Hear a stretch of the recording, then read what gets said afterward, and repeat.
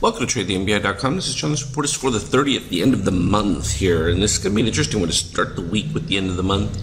So what we've seen is what we were talking about here was the chart pattern that you don't see that often is called a cup with a little bit of a handle. So the next question obviously is, well, what does that mean? It doesn't mean anything because a lot of these chart patterns, while they can be described, their statistical probability of success is limited. What we do know is, in this particular case, we have rising shakeout. We have DOC that is showing both midterm, long-term buyers into, but short-term buyers kind of soft. So that's the general nature of things. We had a nice little, well, we would call it buy signal. Now, we tend to note, though, that these buy signals coming forward is the steel, I mean, not the steel, but the orange here will rise, producing a modest amount of weakness, but it's the midterm and long-term buyers that overcome that. And then the next dip of the orange tends to be the explosion portion of the event. And it becomes very interesting dynamic to see because you can see it occurred, well, it was after this dip, even though we didn't quite get below the red, it was still decent. And then the orange dipped, boom, like that. And then that produced a bit more of gain until it turned around, and that produces the softness. But what you look for at that particular point is the continuation of rising long-term buyers, and particularly when they break into a new zone, and that's what's critical about what we're seeing right here. Negative 1287 means we're breaking in above that negative 13.5. That's positive. So there's a lot of good things from a long standpoint. A little bit more problematic from a short standpoint because as long as cyan is falling, particularly if it reaches the depths like it did here in the minus 6.25 to the 7 range here, it tends to produce, well, it depends. The run will last until you get the crossover of either the orange or the steel, which effectively cut off the tongue. If you refer to our previous description of this move right here being the opening of a mouth where the steel is above or cyan is above, I mean, steel is above orange, and you have like this opening. It can happen just the reverse from a short standpoint. And then the cyan sort of moves in between as the effective tongue until the tongue gets cut off in the closing mouth, which happened, well, let's describe it right there. So that was pretty clean from a description standpoint. Not only that, you had green had moved under red at this particular point right here. So all the precursors were in place for exactly what we've seen from a daily. And that's an awful lot to describe the basics. Still have the dip below the red line, which means we're probably going to be revisiting these lows when we do get that sell signal from the NQ. Hasn't happened yet, so we can ride, some cases, months long before a signal comes. It just depends on market dynamics. But when you get this kind of dip in what we would call full distribution, it takes a bit of recovery to come back from it, and then usually they want to test that support range from this algo activity. This is where, some people always say, well, I'm not quite sure about the extreme history. Well, it's very good at identifying these key points, those distributions, and those where the algos take control and push to excess readings with the understanding that they're likely to return to those. If that's the case, then you're looking at a return right here. All the way down is 118.93, which to some people would be, you can't make such crazy, ridiculous claims. That's a huge move. Of course I can. We see it all the time. Here was the most recent one that had just completed down to the 122 range. Where did we get for a low? 125. And so within my 80% capitulation move there, that gets there. It doesn't mean that we still aren't going to get there because sometimes you get close, it takes a little bit, and then it hits it. But that has filled in all the positive extremes that you can see right back through here. And there are still some further ones a little bit further back. Some of them have been filled, but like these up here from this setup, but the original ones going back into the breakout of this range all the way at 116. And those, it just depends on the range of the player. Some of them are shorter term, others are longer, but we can nonetheless still see their activity.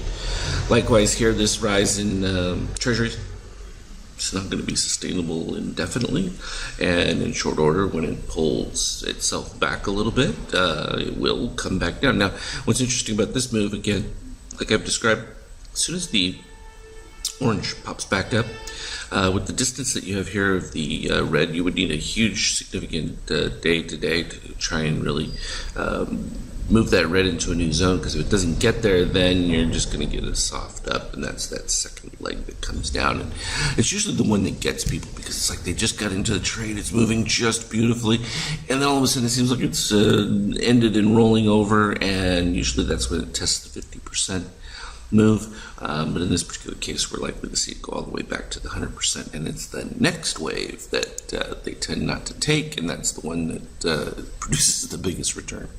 So that's just the cycle of things. And oil, maintaining its relatively lofty status. Nothing special going on there, nothing special with gold. You can see right here, same situation, same problem, same separation. Short-term buyers doing what they can to keep things alive, but been heavily shorted, which, who really shorts gold? I mean, come on. That's central banks' involvement in that kind of setup. So here, it was quite an active day. I mean, we had short signals coming through, we had long ones. What you're seeing on this chart, though, is this little well, it's kind of in steel. It's supposed to be this azure. I didn't color it azure because we were using those colors with the little white lines temporarily, but it was a description of just seeing the impact that the azure rising has in there. And oftentimes depends on where you're at in the nature of a move. If you're in the middle cycle of a long upswing in the shakeout, it tends to continue to produce highs. But when you get these soft ones, it tends to be very weak, and oftentimes, usually within 3 to 4 bars, it begins its collapse. Now, in this particular case, we could see the mouth right here opening. Okay, so we have orange rising, steel falling, and there's cyan right in the middle of the tongue. Now, your ideal configuration in this particular case is to have green below red. Can we see it in this particular case? So red is at minus 231 and green is only at minus 227. So not perfect, and in slightly lower shakeout reading. But this is one of those where it becomes a risk to reward ratio. You've got the close here at 73 with the 100% at 75 3/4. All right, so in this particular case, you're risking 2.25 points, or just slightly above that. It would be more likely, I would say 3, just to be on the safe side above the highs. And what is your potential gain? Well, that becomes a little bit more problematic. The reality is your full potential would be positive extreme that you have back here. Don't have the dip below the red line because it's already been filled, so you don't have any exacting targets. So in that particular case, you got to expect just a simple retrace to the 50%. So is it worth going to the 50%? Well, in this particular case, that was at 66. So 73 to 66, well, that's more than the 3 points you're risking. So definitely worth it. And that's exactly what it does. It goes right to there. Now, you can attempt to get greedy, but you can see that you had your reset here. And what happens is with the mouth, it gets cut off. Where? Right here. And that's having touched the 50%. So it pretty much tells you now, would you like that to go further? Sure, but this is not what the readings wanted or were telling you, and price mimicked after the fact what those readings were suggesting. So you can either go with it or not. It's no different than before the day ended. We ended up with the little bit of a double cross situation going on, but we've had steadily rising red. It's always difficult to combat red, and particularly red going above green, and that is literally what started from, well, it was right about here as we broke up above into the negative 7.5 range. And it was choppy, but all in all, still bullish going all the way into the end. And then when we opened up, it was this gigantic bounce. But that was expected off of where things ended, and ultimately, rising shakeout above zero, right here, is usually within a buy. That's exactly why it's colored that way. So I just thought I'd kind of break out some of this. This was kind of an ugly day. There really wasn't very many clean setups. The short was very clean because, again, here you had that short opening of the mouth. Here, along with everything was met here. You had green below red. You had the orange rising. You had steel falling. You would have liked a little sharper steel dip in this particular case, but yeah, what can you do? And so it gets to the warning point when it drops off right to here, but do you have a buy? Not with that green. You're not going to see a buy anywhere in there. Your next warning will be when this steel crosses it. Steel crosses to the bullish side right here. Okay, but you still don't have the move. So you know that whatever happens with this setup, it's going to be short-lived, meaning maybe you're going to get a bar or two pop.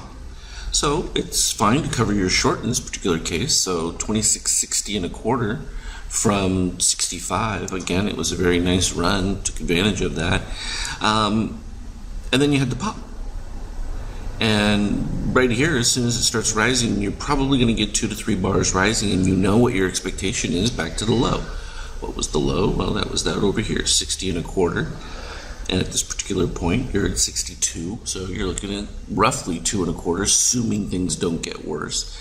And your upside risk on this is about the same, because you're going to be just over the 23% marker at that point, and you can see where you end up getting lucky in this particular case, and not really lucky, it's just what happened. You dropped down to 59 from the close standpoint, 59.50, so it's a really decent move. But as soon as it tips back down again, you can see that would be what I was calling our real buy signal, that longer term run that comes off of, well, both rising red, the green stayed above red, and steel pointing up, and that first orange dip down, and you can see took off. So from the cover to a flip at the 59.50, you can see that it made it well over to the 69. It was an easy 10 plus pointer, and this is what you can do all day long. Now, particularly looking for exaggerated moves can certainly pay off, but even within the muck zones, you can still find reasonable little pops in situation, because you don't know which one's going to break out until you get a significant move, which is why we tend to note very carefully moves above the 13 and negative 13, because they tend to produce the most dramatic volatility and the highest probabilities of trend-related moves. So just thought I'd throw that out there to start out the month, well, to end the month, really. It's been pretty exciting if we look back at that daily real quick before I close out here. April, rose most of the way, nice 50% retrace. We're reaching back to the highs. Overall, I think that it's a soft bullishness that's going on right now that we have to see play out. Obviously, the next marker is going to be on that daily DOC, seeing green Passover cyan and a reset of the steel, which we have not seen in a very, very, very long time, since, well, back in February, which just indicates that there's just not a whole lot of fresh cash. Now, obviously, that could change if it spikes above the 13, but hasn't done so yet. So we just plug along with what we've got, and I think it's been pretty decent. We're starting to get a softening of the ATR down to 32 there, you can see. So that's still a decent range, and makes for a lot of, I think, excitement. So nothing to fear with what we're looking at with the ease of reading these. Now this paint bar, I'm still doing some adjustments on it, but I'll be sending it out probably in the next day or two, I'm guessing, because it's I want to convert some of those buy configurations so that you'll see the green earlier. It'll stay within the trend, particularly when it's above ABM levels and that. So just a couple of little add-ons from the previous programs to put into it to verify it. But it's been very strong as far as identifying all the key elements for runs and for shorts. So either way, we're good. As always, though, very exciting. Trade well. We'll talk to you later.